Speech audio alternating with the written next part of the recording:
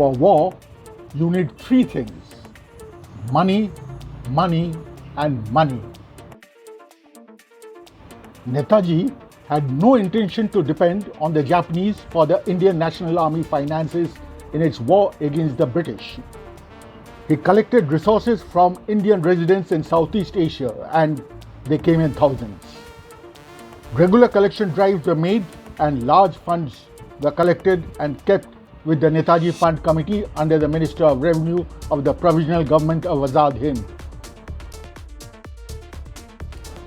On Japan's surrender ending World War II, Netaji, on 16 August 1945 at 8 am from Singapore, cabled Debnath Das, General Secretary of the Indian Independence League at Bangkok, to take care of the INA treasures and keep it secretly. The treasures were mostly jewelleries, gold bars and gold trinkets received as donations. Das moved the treasures under guard of the INA military police to Netaji's residence just outside the city. On arriving at Bangkok before noon, Netaji went straight to the IIL headquarters and made arrangements for disbursement for 2 to 3 months advance salary for the INA and IIL personnel, donations to Thai Bharat Cultural Lodge and Indian Association. Japan's surrender was not INA's surrender. In the evening, he called a meeting of all INA and IIL officers at his residence. There, he announced his decision to leave Bangkok for an adventure into the unknown with SAIR, Debnath Das, Colonel Habibur Rahman, Captain Gulzara Singh, Colonel Pritam Singh, and Major Abid Hassan to continue the struggle for freedom, and asked them to report at his residence with their belongings early in the morning.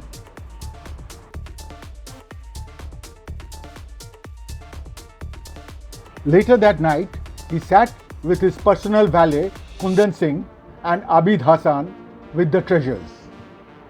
Netaji repackaged the treasures in 4 iron boxes.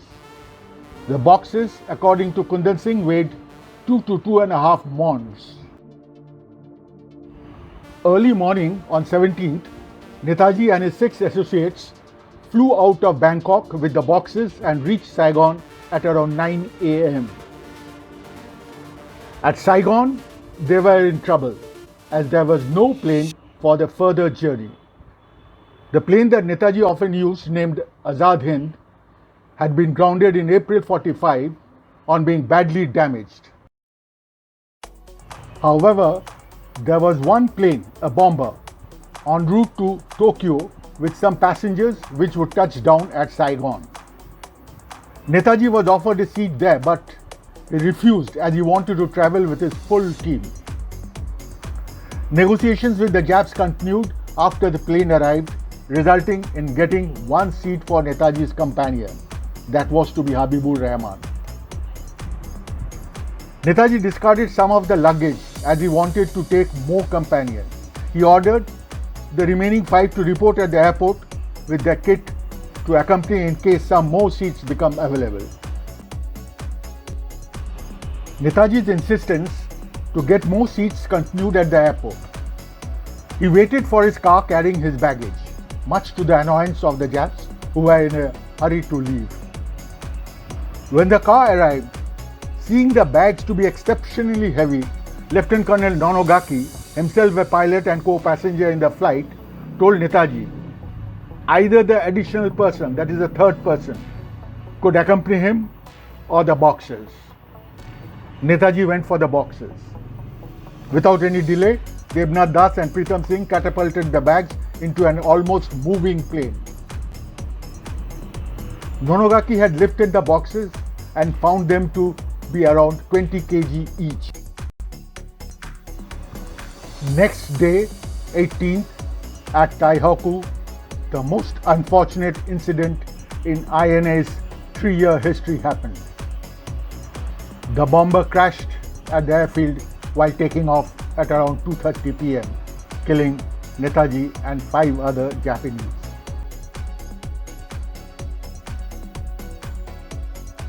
The INA treasures lay scattered on the ground where the plane fell.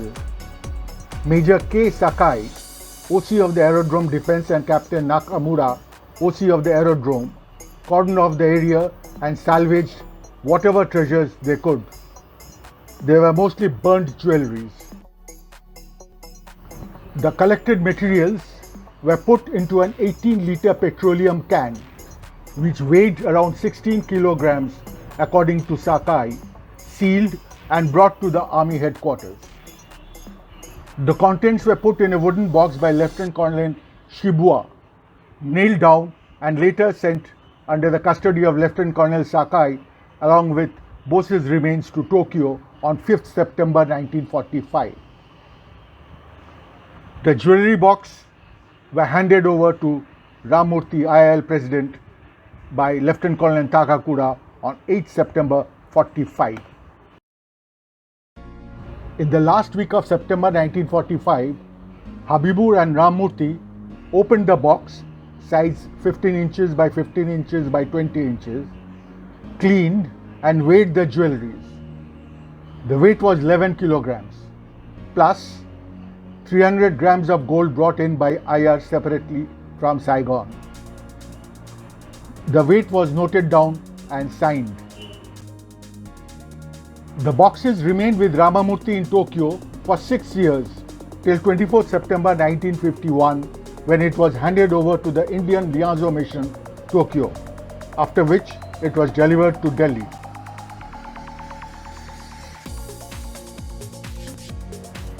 What came to India on 10th November 1952 was the same 11 kilograms of charred jewelry and 300 grams of gold, which is now lying in the National Museum vault. Nehru remarked, "I saw this treasure. It made a poor show." The vault was later opened twice for inspection. First time in 1956 by the Shah Nawaz Inquiry Committee for Kundan Singh to identify the items, and then on 9th October 1978 for inspection by some MPs during Morarji Desai's tenure as Prime Minister. The treasures were weighed and they more or less tallied with the weight Habibur recorded in end September 1945.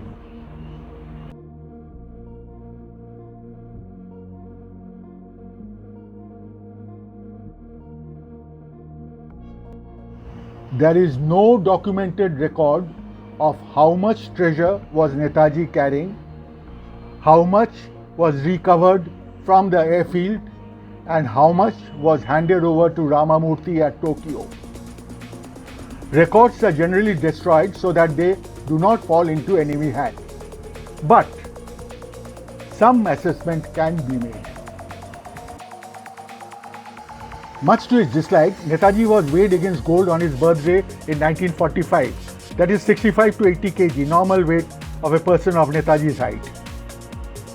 Dinanath, chairman of the Azad Hind Bank in Rangoon, said 140 pounds, that is 64 kg, of gold was taken away when INA retreated on 24th April 1945.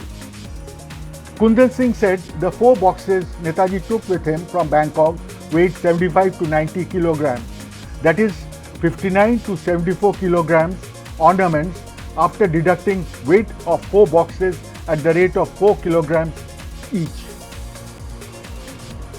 Taking a cue from these 3 sources, which do not vary much, and applying the law of average, we get a rough estimate that Netaji started his journey with nearly 70 kilograms of treasures. To reduce baggage load for an overloaded plane, he kept behind some of his luggage in Saigon and took 2 boxes into the fateful plane. Nonogaki, who lifted the boxes inside the plane, said they weighed around 20 kg each. Minus the weight of the 2 boxes at 4 kg per box, the treasures that entered the plane with Netaji was 32 kilograms, 40 minus 8.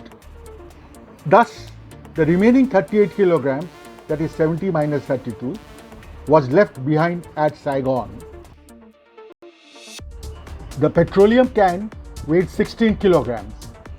Minus the weight of the can as 2 kg, the weight of the treasures in it works out to approximately 14 kg, that is 3 kg more than the quantity Habibur weighed in end September 45 and what came to India in 1952.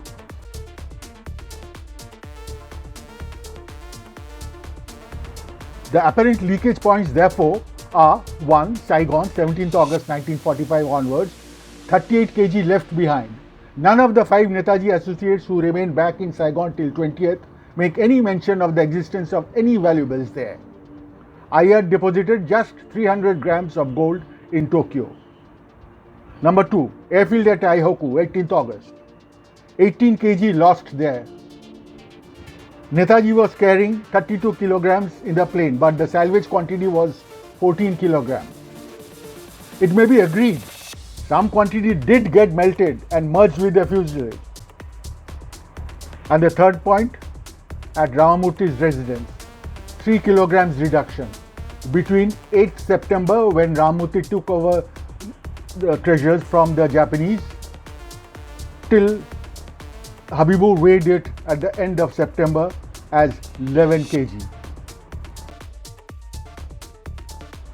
A total of staggering 59 kg gone missing. The quantity 3 kg could have been ignored, as all values are few kg approximation. But for the public uproar in Japan against Ramamurthy, suspicion remains.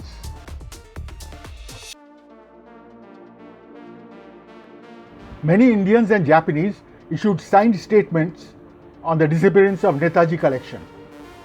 The Indian Liaison Mission at Tokyo, K.K. Chettur, in December 1947 reported to the External Affairs Ministry about the misappropriation of Netaji's collection by Ramamurthy. But to this, government's response was, the Government of India can hardly claim the assets of the IIL as its own, and this is therefore a matter in which we cannot proceed officially. That the matter of ownership has not been resolved yet, even after 75 years of independence, is demonstrated at the end of this presentation. The matter resurfaced in 1951 when Chettur reported again of comparative affluence of Ramamurthy since 1946, when all other Indian nationals were suffering great hardship in Tokyo. Captain Thaira Tatte's farming venture in Sandal, and Colonel Figures, military attaché of the British mission in Tokyo, blossoming out into an Oriental curio expert and collector of object d'art. Chettur also mentioned about Ayer's arrival in Saigon in 1945 with a reported 2 big suitcases containing personal effects of both, but ultimately adding just 300 grams of gold to the treasure. What happened to 59 kilograms of INA treasures remains unknown.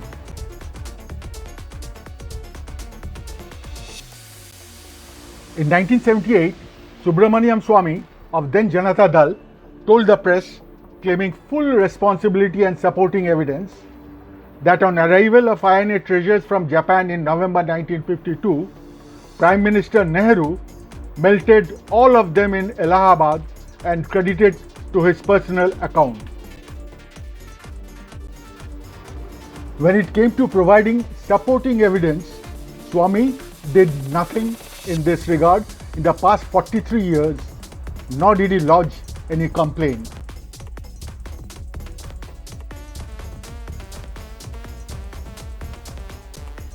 The West Bengal government in 1953 passed a resolution asking the Union government to take steps to investigate the fate of the funds left by Netaji and the INA.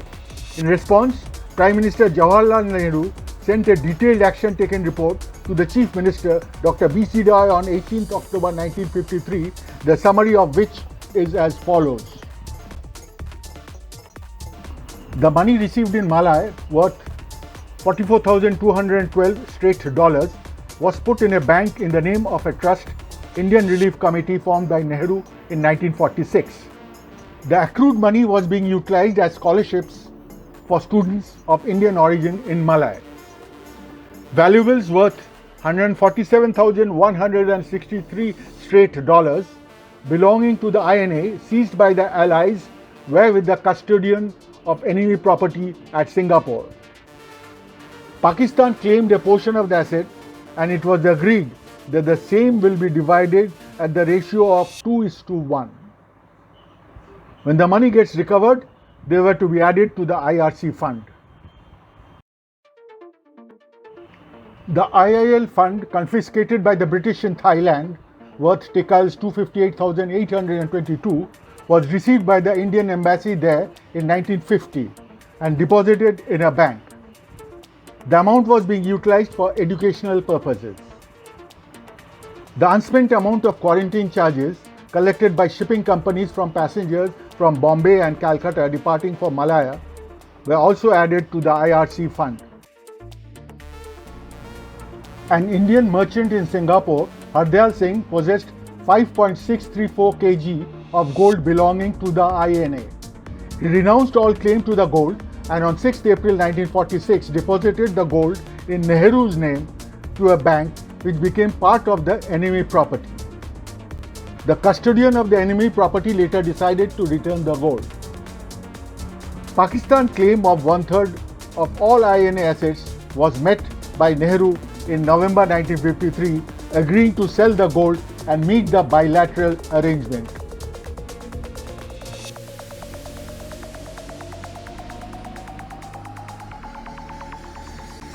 The question whether the movable properties of the Provisional Government of Azad Hind abroad, the INA, IIL and of Netaji Subhash Bose could be treated as treasures in favor of Union of India and taken over by the Indian Treasury was not only lingering in 1947, delaying Nehru's decision to take possession of the same, but it is still in suspension.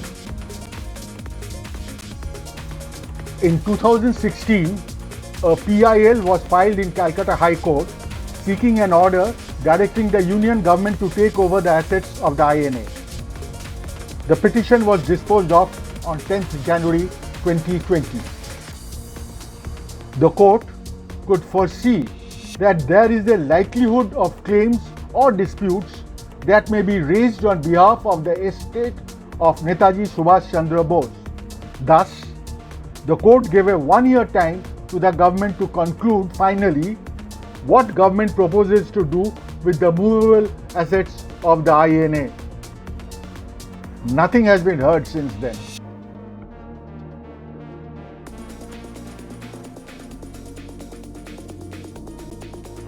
This all goes to show that the hard-earned INA treasures that Netaji collected in cash and in kind for the War of Independence could not have gone astray had Netaji remained in any part of the world after 1945.